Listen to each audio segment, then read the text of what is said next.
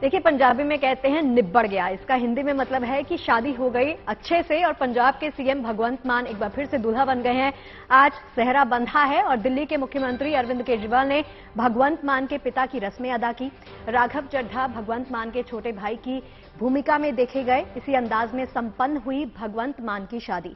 मुख्यमंत्री निवास पर एक सादे से कार्यक्रम में भगवंत मान ने गुरप्रीत कौर का हाथ थाम लिया। सीएम आवास पर ही शादी की तमाम रस्में अदा की गई। शादी से पहले राघव चड्ढा ने ट्वीट किया और ट्वीट करके भगवंत मान को बधाई भी दी। राघव कल ही इस शादी में शामिल होने के लिए चंडीगढ़ पहुंच गए थे। दिल्ली के मुख्यमंत्री अरविंद केजरीवाल आज करीब 11 बजे इस शादी में शामिल होने के लिए पहुंचे। करीब 3 घंटे तक केजरीवाल इस समारोह के लिए चंडीगढ़ में ही रहने वाले हैं।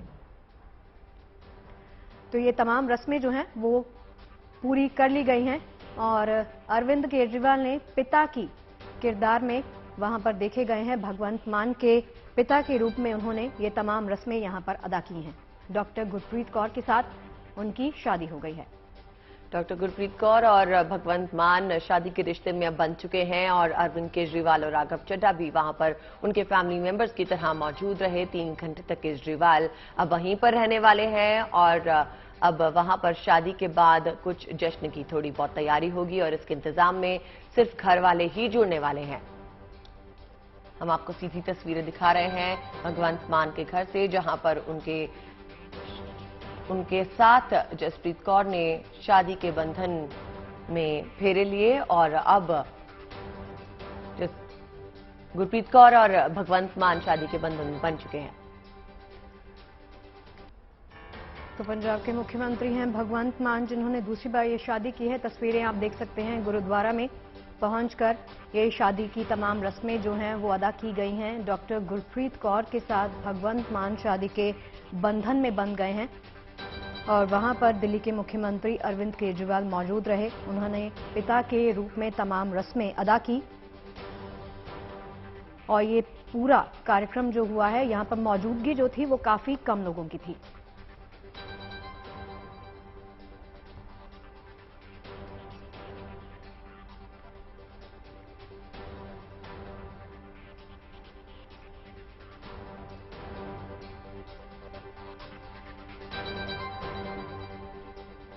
और चलिए इसी गुड न्यूज पर बातचीत करने के लिए मेरी सहयोगी मनप्रीत कौर चंडीगढ़ से ही जुड़ गई हैं। मनप्रीत, पंजाबी में कहते हैं ना निब्बड़ गया, ब्याह निब्बड़ गया, बहुत अच्छी बात है। चलिए बधाई सबको। मुझे ये बताइए कि सुबह से अभी तक आप क्या तस्वीरें देख रही हैं और अभी क्या कुछ चल रहा है, क्या हलचल है वहां पे? जी, जैसे कि आपने देखा कि सुबह से हम लगातार तस्वीरें भेजने की कोशिश भी कर रहे हैं, क्योंकि आज बच्चा बच्चा पंजाब का ये कह रहा है कि साडे सीएम ਦਾ ਵਿਆਹ ਸਾਨੂੰ ਗੋਡੇ ਗੋਡੇ ਚਾ। ਪੰਜਾਬੀ ਚ ਕਹਿੰਦੇ ਨਾ ਸਾਡੇ ਵੀਰ ਦਾ ਵਿਆਹ ਸਾਨੂੰ ਗੋਡੇ ਗੋਡੇ ਚਾ। ਸੋ ਪੰਜਾਬ ਦੀ ਅੱਜ ਵੱਖਰੀ ਤਸਵੀਰ ਅੱਜ ਅਸੀਂ ਵੇਖੀ ਹੈ, ਜਿੱਥੇ पंजाब के मुख्यमंत्री भगवंत सिंह मान आज घोड़ी वैसे वाली तो नहीं चढ़े, क्योंकि हम ये उम्मीद कर रहे थे। अक्सर कहा जाता है कि दूल्हा घोड़ी चढ़ेगा, सूरमा भाभियां डालती हैं आंखों में उसको सूरमा डालने के बाद वो घोड़ी चढ़ के फिर वो फेरे लेने के लिए कहते हैं कि मैदान में उतर जाता है। और लेकिन इस बार ये सब नहीं हुआ, क्योंकि बहुत ही साधारण ढंग से ये शादी जो निभाई गई है, क्योंकि भगवंत मान ने पहले ही क्लियर कर दिया था कि बहुत ही क्लोज फैमिली मेंबर्स और फ्रेंड्स भी काफी कम है। 1-2 फ्रेंड्स हैं, बहुत ज्यादा नहीं है। और लड़की वालों की ओर से कुछ लोग हैं और लड़के वालों की ओर से कुछ लोग हैं। उनकी माताजी और उनकी बहन, जो भगवंत मान जैसे कि कह रहे थे कि ये चुनाव उनकी माताजी की ओर से किया गया था और लगातार उनकी माताजी ही कह रही थी कि उनको अब अपना घर बसा लेना चाहिए। सो आज ये चंडीगढ़ से तस्वीरें हम आपको सुबह से दिखाने की कोशिश कर रहे हैं कि भगवंत मान पहले राघव चड्ढा आते हैं। राघव चड्ढा कल शाम ही चंडीगढ़ पहुंच जाते हैं। उसके बाद जो है अरविंद केजरीवाल सुबह 11 बजे यहां पहुंचते हैं और पूरे परिवार के साथ केजरीवाल अंदर एक पिता का जो एक रोल होता है, क्योंकि भगवंत मान के फादर साहब नहीं है, तो उनकी जो भूमिका है वो अरविंद केजरीवाल जो दिल्ली के चीफ मिनिस्टर हैं और आम आदमी पार्टी के नेशनल कन्वीनर, सो कहीं ना कहीं ये बात समझनी पड़ेगी कि वो बतौर पॉलिटिकली तो उनके साथ हमेशा हैंड इन हैंड नजर आते ही हैं, लेकिन पर्सनल लाइफ में भी बहुत बड़ा रोल है अरविंद केजरीवाल का भगवंत मान की लाइफ में। 2-3 ट्वीट्स जो है राघव चड्ढा करते हैं और बेहद खुश नजर आ रहे हैं। अगर हम ये तस्वीरें जो कि आप टीवी स्क्रीन पे भी दिखा रही होंगी, भगवंत मान ने येलो कलर की ड्रेस आज डाली है। अक्सर वो इनकलाबी रंग को बहुत तवज्जो देते हैं, जैसे कि हम जानते हैं कि येलो पगड़ी बांध के वो पहले तो वो पगड़ी नहीं बांधते थे, जब से उन्होंने पॉलिटिकल करियर की शुरुआत की है तो उन्होंने येलो पगड़ी डालनी शुरू कर दी है। आज शादी के लिए भी उन्होंने उसी रंग को चूज किया और बेहद खुश नजर आ रहे हैं। जो तस्वीर नजर आ रही है उसमें एक अलग सी मुस्कान उनके चेहरे पे है। भगवंत सिंह मान और डॉक्टर गुरप्रीत कौर के लिए आज का दिन बेहद खास है, क्योंकि दोनों उस बंधन में बंधने जा रहे हैं जिसमें कह सकते हैं कि it will last for ever. Marriage एक ऐसा बंधन है जिसमें आज वो मैरिज हो चुकी है लगभग, और वो दोनों हैंड इन हैंड, थोड़ी ही देर में एक पिक्चर जो है हम आपके साथ जो है साझी करेंगे जिसमें वो हैंड इन हैंड नजर आएंगे और लोग उनको अभी से ही, कल से ही बधाइयां देनी शुरू हो गए। और हमने ये भी तस्वीर देखी है जिसमें फुलकारी बहुत ही इंपॉर्टेंट रोल रखती है पंजाबी कल्चर में, पंजाबी विरसे पे। तो फुलकारी पकड़ी हुई है एक साइड राघव चड्ढा जितना जो रोल अदा कर रहे हैं, एक छोटे भाई वाला रोल अदा कर रहे हैं। और मुझे लगता है राघव चड्ढा इसलिए भी बेहद खुश है कि वो कहते हैं ना, घर में जब बड़े भाई की शादी हो जाती है तो छोटे का नंबर लगने की टर्न आ जाती है। लेकिन तो ये तो हमें पता चल गया भगवंत मान के साथ इस वक्त सीएम केजरीवाल और राघव चड्ढा मौजूद हैं, लेकिन पार्टी के और कौन कौन से लोग वहां पर पहुंचे हैं और क्या इन फेरों के बाद किसी और तरह का प्रोग्राम भी रखा गया है? पूरी ही फैमिली अंदर मौजूद है, लेकिन पार्टी की ओर से किसी भी बाकी जितने भी, चाहे वो विधायक हैं चाहे वो मंत्री हैं, किसी को भी यहाँ पे इनविटेशन नहीं दिया गया था और कोई भी अभी नहीं आया। कुल मिलाके जो पहले भगवंत सिंह मान बता रहे थे कि हमने कोशिश की है कि 10-20 लोग ही रहेंगे।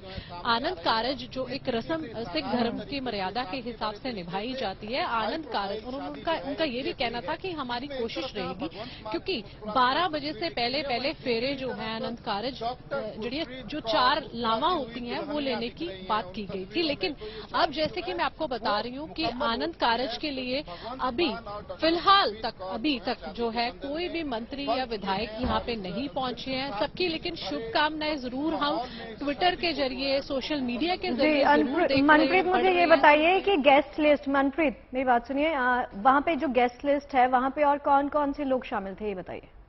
पार्टी के विधायक 92 विधायक हैं पंजाब। गेस्ट लिस्ट में भगवंत मान के साथ उनकी माताजी हैं, उनकी बहन मनप्रीत कौर है, और पार्टी की ओर से जैसे कि मैंने बताया कि अरविंद केजरीवाल जो आम आदमी पार्टी के नेशनल कन्वीनर और दिल्ली के चीफ मिनिस्टर यहाँ पे पहुंचे हुए हैं, वो अकेले नहीं है, अपने परिवार के साथ आए हैं। हमने पहले भी देखा था जब वो यहाँ पे कैंपेनिंग में आते हैं, जब वो पंजाब दौरे के लिए आते हैं, तब भी उन्होंने एक बार, जब स्पेशली भगवंत मान ने इलेक्शन लड़ने से पहले, चुनाव से पहले, वो अपने पूरे परिवार के साथ आते हैं।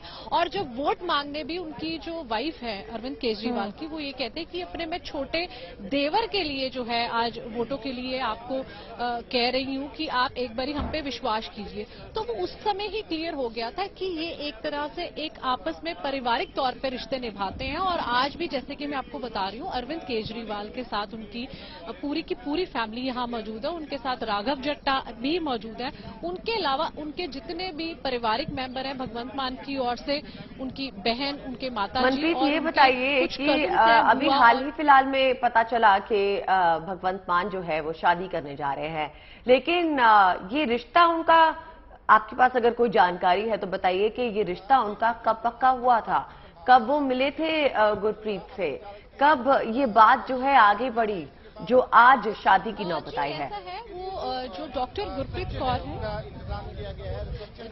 गुरप्रीत कौर हैं, वो उन्हें 2019 की लोकसभा चुनाव के आसपास उन्हें मिली थी। पहले वो काफी अच्छे दोस्त बनते हैं और दोस्ती के बाद ये रिश्ता और गहरा होता है और आज ये रिश्ता एक नया मोड़ लेने जा रहा है और ले ही चुका है, लगभग ले ही चुका है कि दोनों इस शादी के बंधन में बंध गए। इससे पहले भी भगवंत मान 6 साल पहले तलाक ले चुके हैं। इससे पहले भगवंत मान की शादी इंद्रजीत कौर से हुई थी और उनकी बीवी के साथ उनका 2015 में म्यूचुअली डिवोर्स होता है और 2 बच्चे भी हैं। 21 सालों की बेटी है भगवंत मान की जिनका नाम है सीरत कौर मान, और उनका 16 साल का बेटा है जिनका नाम है दिलशान सिंह मान। और भगवंत मान ने पहले अपने फैमिली से बात की कि मैं ऐसे शादी करने जा रहा हूँ, लेकिन ये जो डेवलपमेंट हुई है ये पिछले 3-4 दिन में ही एकदम से हुई है, शादी वाली डेवलपमेंट मैं बता रही हूँ। उससे पहले वो अच्छे दोस्त थे, लेकिन वो जो दोस्ती है वो कब शादी में बदल जाती है, तब्दील होती है, जैसे कि मैंने बताया विद इन डेज ये होता है। लेकिन हाँ, अच्छे दोस्त थे। और बड़ी बात ये है कि जो डॉक्टर गुरप्रीत कौर है वो बेहद दिलचस्पी पंजाब की राजनीति में भी रखती हैं। जी मनप्रीत, मुझे ये बताइए जो कि जी डॉक्टर गुरप्रीत मनप्रीत मुझे ये बताइए, आनंद कारज तो कंप्लीट हो गया है, रस्में हम देख सकते हैं कि पूरी हो गई हैं इन तस्वीरों के माध्यम से। अभी आगे की कुछ रस्में बाकी हैं क्या? उनकी मां और उनकी बहन ने ही डॉक्टर गुरप्रीत कौर को चुना है। जी, ऐसा है कि अभी तक जो जानकारी हमारे पास आई है वो ये है कि वैसे तो अगर हम पंजाबी जो कहते हैं कि बड़ा पंजाबी में ही कहते हैं कि बड़ा खुला ਵਿਆਹ ਤੇ ਸੁਭਾਅ ਹੁੰਦਾ ਹੈ, ਖਾਣ ਪੀਣ भी बड़ा खुला ਹੁੰਦਾ है, ਵਿਆਹ 'ਚ भी बड़ा खुला सारा चीजें होंगी है। पर ये शादी जो है बेहद छोटा कह सकते हैं कि बहुत छोटा ओकेजन, आज इसको बड़े क्लोज जो फैमिली मेंबर्स है वो ही यहाँ पे मौजूद है। और ये बात, एक तस्वीर हमारे सामने आ रही है, वो हम आपको जरूर दिखाना चाहेंगे। ये है भगवंत मान जी की दुल्हनिया। ये आप अपने टीवी स्क्रीन पे पहली तस्वीर उनकी दिखा सकते हैं। ये क्या बात है, ये इनके आनंद कारज की तस्वीरें हैं। बहुत बहुत शुक्रिया आपका मनप्रीत, हमारे साथ बने रहने के लिए और इस पर जानकारी साझा करने के लिए। और क्योंकि दर्शकों की बहुत चाहत है भगवंत मान की और उनकी होने वाली वाइफ के बारे में जानने की, तो बता दें आपको कि भगवंत मान और गुरप्रीत की पहली मुलाकात 2019 में हुई थी। उस समय मान संगरूर में सांसद थे वो, और परिवार बता दें आपको, परिवार की माने तो गुरप्रीत के साथ भगवंत की बहन मनप्रीत की अच्छी दोस्ती है। शायद इसी वजह से मान का परिवार गुरप्रीत को अच्छी तरह से जान पाया। चलिए अब आपको डिटेल में बताते हैं कौन है भगवंत मान की दुल्हन। हरियाणा के पिहोवा की रहने वाली गुरप्रीत कौर 6 महीने पहले गुरप्रीत का परिवार मोहाली में बस गया और गुरप्रीत पेशे से एक डॉक्टर है। 2013 में अंबाला के मेडिकल कॉलेज में दाखिला किया। 2017 में डॉक्टरी की पढ़ाई पूरी की और मां राज हरजिंदर कौर एक गृहिणी है। देखिए, पिता इंद्रजीत सिंह पिहोवा के मदनपुर गांव के सरपंच रह चुके हैं। इंद्रजीत सिंह के पास कनाडा की नागरिकता है। गुरप्रीत कौर 3 बहनों में सबसे छोटी हैं और बड़ी बहन नवनीत कौर शादी के बाद से अमेरिका में रहती हैं। और बता दें आपको, उनकी दूसरी बहन जो है जग्गू शादी के बाद ऑस्ट्रेलिया में बस गई थी। तो बेसिकली का परिवार जो है कुछ इनके साथ है और कुछ बाहर है। और अब भगवंत मान और गुरप्रीत कौर शादी के बंधन में बन चुके हैं। बहुत ही क्लोज्ड अफेयर रहा। भगवंत मान के रेजिडेंस पर ही इस शादी को अंजाम दिया गया और इसमें इनके क्लोज जो लोग थे वो ही शामिल हो पाए। जी, और चलिए अब रुक कर लेते हैं अगली खबर का। देखिए, कल यानी बुधवार से पहले शायद ही किसी को ये पता हो कि पंजाब के मुख्यमंत्री दूसरी शादी करने जा रहे हैं। शायद ही किसी को ये पता हो कि उनकी शादी गुरप्रीत कौर से होने जा रही है। कहा तो ये भी जा रहा है कि दोनों की करीबी रिश्तेदारों को भी इस शादी की भनक बिल्कुल नहीं थी। आइए आपको बताते हैं कि मान की शादी की इनसाइड स्टोरी क्या है।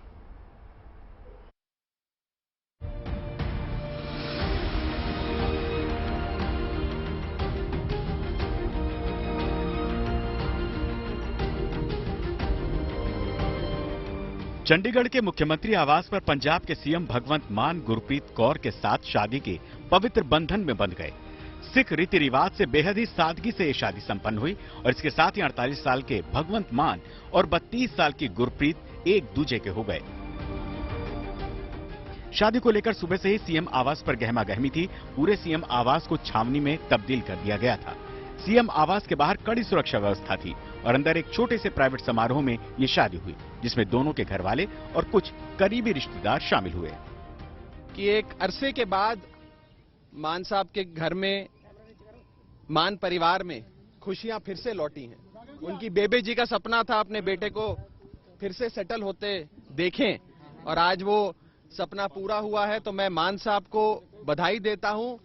परमात्मा के दरबार में अरदास करता हूं कि मान साहब और डॉक्टर गुरप्रीत कौर का जो जोड़ा है उस पर परमात्मा अपना आशीर्वाद, अपना मेहर वाला हाथ हमेशा बनाए रखे। जो सेक्टर 8 चंडीगढ़ का गुरुद्वारा है वहां पर भी खासे इंतजाम किए गए हैं चंडीगढ़ पुलिस ने। अगर भगवंत मान यहां से निकलकर वहां जाते हैं जिसकी की चांसेस कम है, लेकिन ये कहा जा रहा है कि गुरुद्वारा अम्ब साहिब फेस 8 मोहाली से यहीं पर गुरु ग्रंथ साहब और पाठी को जो है बुलाया गया था, निमंत्रण दिया गया था और जो आनंद कारज है वो मुख्यमंत्री निवास के अंदर ही होगा। तो कुल मिलाकर ये एक इतिहास भी रचा जा रहा है कि शायद कोई मुख्यमंत्री अपने मुख्यमंत्री काल में मुख्यमंत्री रहते हुए शादी कर रहा है। हालांकि भगवंत मान की ये दूसरी शादी है। पहली शादी इंद्रप्रीत कौर से हुई थी जो कि अमेरिका में रहती हैं, उनसे भगवंत मान के 2 बच्चे हैं। और ये देखिए ये तस्वीरें एक बार फिर से मुख्यमंत्री निवास के गेट की हम आपको दिखा रहे हैं। वहां पर लगातार गाड़ियों का सिलसिला जारी है, मेहमान आ रहे हैं जा रहे हैं। अंदर टेंट और कैटरिंग कल से ही तस्वीरें दिखा रहे थे कि तैयारियां पूरी कर ली गई है। बहुत ज्यादा गेस्ट नहीं बुलाए गए हैं, 100 लोगों के करीब ही यहाँ पर लोगों को जो भगवंत मान के पारिवारिक सदस्य हैं, जो माता पिता हैं या उनके बेहद निजी दोस्त हैं, उनको ही इस कार्यक्रम में बुलाया गया है। यहाँ तक कि पंजाब सरकार के बड़े बड़े अधिकारियों को भी शादी समारोह से दूर रखा गया है। ये शादी इतनी सीक्रेट रखी गई थी कि बुधवार से पहले किसी को भनक भी नहीं लगी। यहाँ तक कि गुरप्रीत कौर के परिवार के करीबी सगे संबंधियों को भी गुरप्रीत के होने वाले दूल्हे की जानकारी तक नहीं थी। न ही भगवंत मान के संबंधियों को होने वाली दुल्हन के बारे में कुछ पता था। सगे संबंधियों के मुताबिक उन्हें भी इस शादी के बारे में सोशल मीडिया और न्यूज चैनल के जरिए ही पता चला। हालांकि कहा जा रहा है कि इस शादी की तैयारियां तो 20 दिन पहले मोहाली से ही शुरू हो गई थीं, जब गुरप्रीत कौर की बड़ी बहन नवनीत कौर अमेरिका से अपने पुश्तैनी घर हरियाणा के पेहोवा इस खास मौके के लिए आई थी। बताया जा रहा है कि भगवंत मान और गुरप्रीत कौर पिछले 4 साल से एक दूसरे को जानते थे। 2019 में दोनों की पहली मुलाकात हुई जब मान संगरूर से लोकसभा सांसद थे। गुरप्रीत कौर ने भगवंत मान के लिए 2019 लोकसभा चुनाव में प्रचार भी किया था। इसके बाद गुरप्रीत मान के सभी बड़े कार्यक्रमों में शामिल होती रहीं, लेकिन दोनों के करीब होने की भनक किसी को नहीं लगी। जब भगवंत मान ने पंजाब के मुख्यमंत्री पद की शपथ ली, गुरप्रीत कौर उस शपथ समारोह में मौजूद थी। भगवंत मान और गुरप्रीत कौर तो एक दूसरे को जानने समझने लगे थे, लेकिन मान के परिवार से गुरप्रीत 1.5 साल पहले मिली। बताते हैं कि मान की मां और बहन ने ही गुरप्रीत कौर को पसंद किया था। मान और गुरप्रीत की ये शादी शायद पहले ही हो गई होती, लेकिन मान की राजनीतिक व्यस्तताओं की वजह से ये मुमकिन नहीं हो पाया। चंडीगढ़ से सत्येंद्र चौहान के साथ bureau report, good news today. और चलिए अब रुक कर लेते हैं वाराणसी का। देखिए आज वाराणसी के लिए दिन बहुत बड़ा है, क्योंकि वाराणसी के सांसद और देश के प्रधानमंत्री मोदी आज काशी आ रहे हैं। इस खास मौके पर प्रधानमंत्री काशी को एक साथ कई सारे तोहफे देने जा रहे हैं। जब से काशी ने सांसद के तौर पर नरेंद्र मोदी को चुना है, काशी की तस्वीर दिन ब दिन बदलती जा रही है। काशी न केवल आधुनिकता की तरफ बढ़ती जा रही है, बल्कि शहर की सांस्कृतिक विरासत और परंपराएं भी नए रंग ढंग में नजर आ रही हैं। आपके सामने देखिए 6 तस्वीरें, और 6 तस्वीरें बताने के लिए काफी हैं कि काशी का कुछ सालों में किस तरह से कायाकल्प हुआ है। आज भी काशी को प्रधानमंत्री मोदी करीब 1774 करोड़ की सौगातें देने जा रहे हैं। इस सौगात में दादी पोता थीम पार्क के अलावा काशी की सबसे खास रसोई भी शामिल है।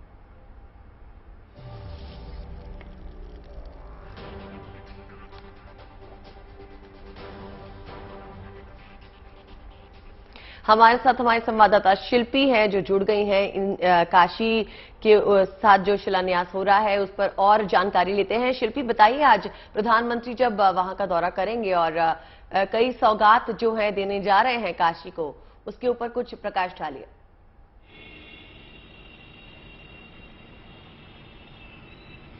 बिल्कुल, देखिए ये खास मौका इसलिए है क्योंकि आज काशी पर सौगातों की बारिश होने वाली है, आप ऐसा कह सकती हैं। और प्रधानमंत्री नरेंद्र मोदी जो कि काशी के सांसद भी हैं, जब भी यहाँ आते हैं तो एक खास संदेश यहाँ के लोगों के लिए देते हैं। सबसे पहले मैं दिखाती हूँ आपको मैं जिस जगह पर हूँ। हालांकि Sigra stadium, doctor Sampurnanand stadium से वो परियोजनाओं का शिलान्यास और लोकार्पण करेंगे, लेकिन वो परियोजनाएं अलग अलग जगह हैं। उन्हीं में से एक है काशी का नाइट बाजार। मैं दिखाऊंगी, ये जो दुकानें हैं ये काशी के नाइट बाजार के लिए तैयार की गई हैं और ये बंद इसलिए है कि आज प्रधानमंत्री जब इनका उद्घाटन करेंगे उसके बाद इनका अलॉटमेंट होना है। ये जहां पर है, यानी कि ये जहां बनी हुई है, हम लोग जहां पर हैं, वो लहरतारा से चौकाघाट का फ्लाईओवर है। उस फ्लाईओवर के नीचे जो जमीन थी उसमें ये रूप दिया गया है, ये सजाया संवारा गया है। और ये जो छोटी छोटी दुकानें हैं, काशी अर्बन स्केप लिखी हुई, ये आप देख सकते हैं, लहरतारा टू अंधरा पुल फ्लाईओवर लिखा हुआ है। यहीं पर काशी के खान पान से संबंधित, काशी के हस्तशिल्प से संबंधित दुकानें होंगी। अगर इसके लोकेशन की बात करें तो पास ही बनारस का कैंट रेलवे स्टेशन है और बस स्टेशन भी है, यानी लोग सीधे उतर करके यहाँ आ सकते हैं और ये दुकानें जब खुल जाएंगी यहाँ अलग अलग चीजें मिलेंगी और बनारस के व्यंजन तो बहुत ही मशहूर हैं, तो यहाँ पर उनका स्वाद लिया जा सकता है। अब प्रधानमंत्री के अगर दौरे की बात करें तो 1:30 बजे करीब प्रधानमंत्री आने वाले हैं बनारस और उसके बाद सीधे वो जाएंगे LT कॉलेज, जहां पर मिड डे मील बच्चों का तैयार होने के लिए अक्षय पात्र का किचन, सेंट्रलाइज्ड किचन बनाया गया है। और सबसे बड़ी खास बात यह है कि 1 घंटे में इसमें इतना खाना बच्चों के लिए तैयार हो सकेगा। अभी लक्ष्य 25,000 का रखा गया है, उसके बाद 1 लाख तक के बच्चों का खाना इसमें बन सकेगा। वहां प्रधानमंत्री इसका उद्घाटन करेंगे, अत्याधुनिक मशीनें लगाई गई हैं, उसके बाद वहां बच्चों के साथ भी मिलेंगे वो। और उसके बाद प्रधानमंत्री नरेंद्र मोदी रुद्राक्ष कन्वेंशन सेंटर आएंगे, जहां पर राष्ट्रीय शिक्षा नीति यानी NEP से संबंधित जो राष्ट्रीय शिक्षा समागम है उसका प्रधानमंत्री उद्घाटन करेंगे। वहां पर इसलिए ये कार्यक्रम महत्वपूर्ण है क्योंकि राष्ट्रीय शिक्षा नीति में बहुत सारे संदेश देने की कोशिश की गई है शिक्षा के लिए, और UGC और BHU मिलकर के इसका आयोजन कर रहा है और 300 से ज्यादा डेलीगेट्स जो अलग अलग देश भर के कॉलेजेस के VCs हैं, प्रोफेसर्स हैं, वो उसके लिए आए हुए हैं। उसके बाद तीसरा स्पॉट जो है वो सिगरा यानी डॉक्टर संपूर्णानंद स्टेडियम है। वहां पर प्रधानमंत्री इंडोर गेम्स के लिए सेंटर का उद्घाटन करेंगे, शिलान्यास करेंगे और वहां पर इस शिलान्यास में मैं आपको बता दूं, उसके बाद यहां पर इंडोर गेम्स के लिए एक ऐसा सेंटर होगा जिसमें अत्याधुनिक सुविधाएं होंगी और पूर्वांचल से अक्सर ये उम्मीद की जाती है कि यहाँ के युवा, यहाँ के खिलाड़ी मेडल्स लेकर के आए, तो इससे ये भी एक उनको सुविधा मिल पाएगी। कैफेटेरिया होगा, जिम होगा, तमाम आधुनिक सुविधाओं वाली जगह वो होगी।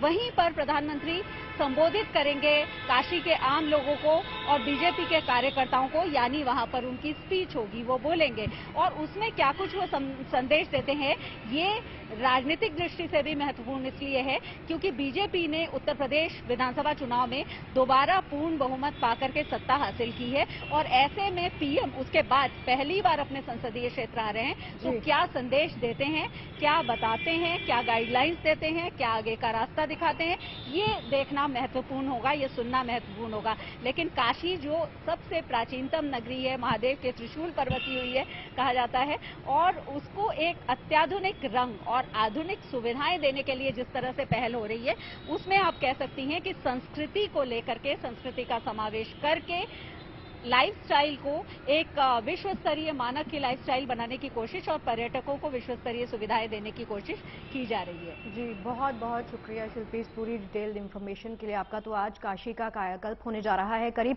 1800 करोड़ की सौगात जो है प्रधानमंत्री नरेंद्र मोदी काशी को देने जा रहे हैं। तो अपने सांसद और देश के प्रधानमंत्री के स्वागत के लिए बनारस बिल्कुल तैयार है। प्रधानमंत्री मोदी के लिए बुधवार की शाम विशेष गंगा आरती का आयोजन किया गया था और 4 महीने के बाद अपने संसदीय क्षेत्र पहुंच रहे प्रधानमंत्री मोदी अपने साथ सौगातों का पिटारा लेकर जा रहे हैं। देखिए इस रिपोर्ट के जरिए।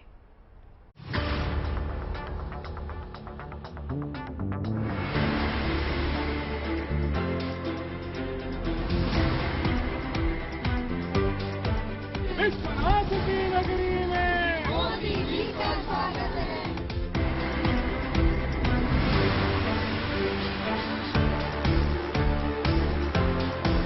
मंच तैयार हो चुका है, कुर्सियां सज चुकी हैं, बैनर पोस्टर से शहर पट चुका है। स्वागत है। बनारस की गली गली, बनारस का हर मोहल्ला प्रधानमंत्री के ग्रैंड वेलकम को तैयार है। काशी में पीएम के आगमन पर उत्सव का माहौल है। और हो भी क्यों ना, प्रधानमंत्री अपने 4-5 घंटों के वाराणसी दौरे के दौरान काशी वासियों पर सौगातों की बारिश जो करने वाले हैं। वाराणसी को प्रधानमंत्री करीब 1774 करोड़ की 43 परियोजनाओं की सौगात देंगे। खबर के मुताबिक 30 परियोजनाओं का लोकार्पण होगा और प्रधानमंत्री 13 परियोजनाओं का शिलान्यास करेंगे। इनमें smart city, urban development, sewage, water supply, infrastructure समेत तमाम परियोजनाएं शामिल हैं। प्रधानमंत्री सबसे पहले एलटी कॉलेज के अक्षय पात्र फाउंडेशन के 62वें किचन का शुभारंभ करेंगे। इस तरह पीएम के हाथों देश में पहली बार बच्चों को मिड डे मील के साथ ब्रेकफास्ट देने का भी काम शुरू होगा। पीएम मोदी अखिल भारतीय शिक्षा सम्मेलन के कार्यक्रम में शामिल होने रुद्राक्ष भी जाएंगे, जहां वो देश के शिक्षाविदों के बीच अपनी बात रखेंगे।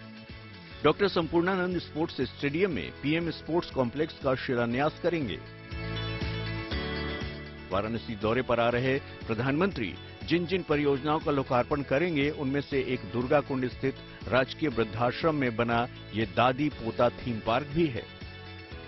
इस पार्क में अनाथालय और वृद्धाश्रम दोनों एक साथ होंगे। बच्चों के लिए झूले, पालने के अलावा बुजुर्गों के लिए आरामदायक कुर्सियां होंगी, जहां बैठकर बुजुर्ग महिलाएं अनाथ बच्चों को दुलार सकेंगी।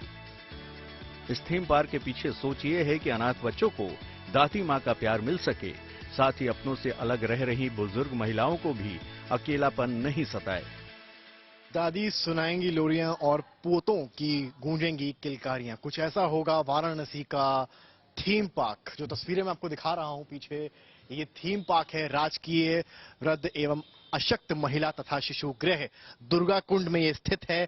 इसकी खास बात यह है कि अभी तक यहाँ पर केवल वृद्ध महिलाएं रहती थीं, पर अब यहाँ पर छोटे छोटे बच्चे आएंगे जिनकी किलकारियां यहाँ पर गूंजने वाली हैं। इसको बनने में अभी 5 से 6 महीना पूरा लग सकता है। ये यहाँ का प्रवेश द्वार है, ये वार्डन आवास बन रहा है क्योंकि तैयारियां चल रही हैं। ये पूरा ये गतिविधि कक्ष इसके बगल में आता है। यहाँ पर भी एक्टिविटीज होंगी, जो बच्चे छोटे छोटे आएंगे उनको बताया जाएगा, मॉरल एक्टिविटीज के लिए इनको प्रेरित किया जाएगा। लेकिन इन तमाम सौगातों के बीच एक और चीज है जिसकी सबसे ज्यादा चर्चा है, वो है बनारस में बना नया नाइट बाजार। ये अपने किस्म का नया प्रयोग है और इसे वाराणसी के विकास में एक नया मुकाम माना जा रहा है। सुबह बनारस के लिए मशहूर काशी में रात में रोशनी कुछ और बढ़ने वाली है। महादेव की नगरी में रात में रौनक कुछ और बढ़ेगी जब प्रधानमंत्री नरेंद्र मोदी अपने संसदीय क्षेत्र में इस नाइट बाजार का उद्घाटन करेंगे। ये नाइट बाजार हम कह सकते हैं कि फ्लाईओवर के नीचे है, यानी लहरतारा से अंद्रा पुल तक जो फ्लाईओवर है उसके नीचे लहरतारा से चौका घाट तक ये नाइट बाजार होगा और अर्बन प्लेस मेकिंग के जरिए इसको बनाया गया है। ये जो स्ट्रक्चर है ये वो कियोस्क है जिस कियोस्क में दुकानें होंगी। गंगा किनारे चुनार के गुलाबी पत्थरों से बना ये दशाश्वमेघ भवन, आज पीएम मोदी के हाथों इसका भी लोकार्पण होना है।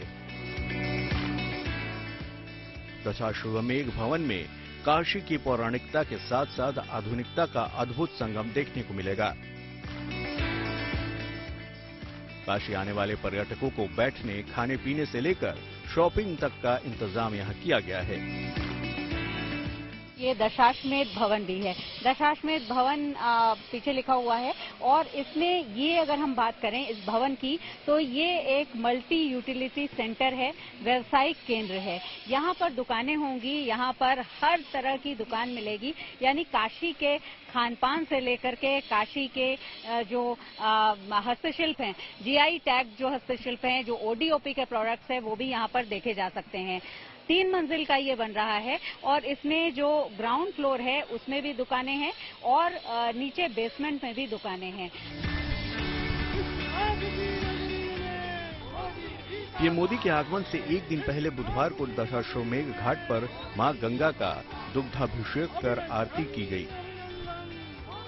आरती में प्रधानमंत्री की तस्वीर को शामिल कर उनकी लंबी आयु और अच्छे स्वास्थ्य के लिए मां गंगा से आशीर्वाद मांगा गया।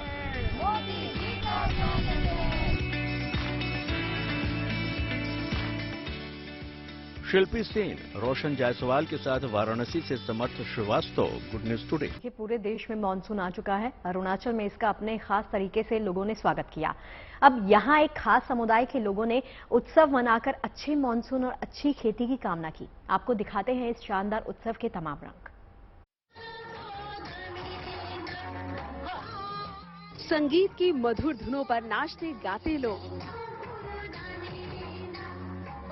हर तरफ बिखरा उल्लास का माहौल।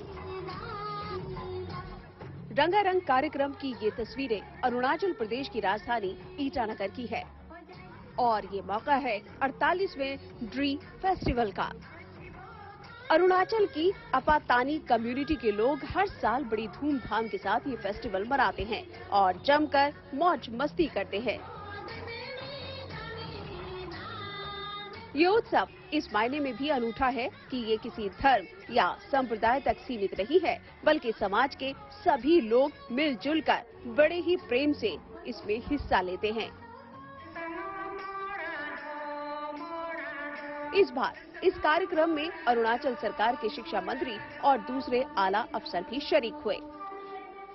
फेस्टिवल सबके लिए, फेस्टिवल एक कल्चर है, उस कल्चर में हम सब लोग पार्टिसिपेट करना है, लेकिन अपने पूर्वजों को नहीं खोना है। अपने रीति रिवाज, अपने कल्चर, अपने प्रथा है जो चलते आए हैं, उसको हम, आप चाहे मैं कोई भी धर्म ले, लेकिन अपने रूट को नहीं भूलना चाहिए, अपने प्रथा को नहीं भूलना चाहिए, अपने कल्चर को प्रिजर्व करना चाहिए। ये फेस्टिवल एक हमारा फेस्टिवल जहां हम एक सबको इकट्ठा करते हैं। अब चाहे अलग अलग की विचारधारा हो, लेकिन हम सब इसमें जोड़ते हैं। ड्री फेस्टिवल का संबंध असल में मानसून और खेती से है। इस मौके पर अपातानी समुदाय के लोग ईश्वर से अच्छी फसल के लिए प्रार्थना करते हैं ताकि अकाल ना पड़े और खुशहाली बनी रहे। जितना भी अरुणाचल का जो फेस्टिवल है वो एग्रीकल्चर से जुड़ा हुआ होता है और हर साल में जो एग्रीकल्चर जो हम लोग खेत का निर्भर होता है, उस खेत में अच्छा फले फूले।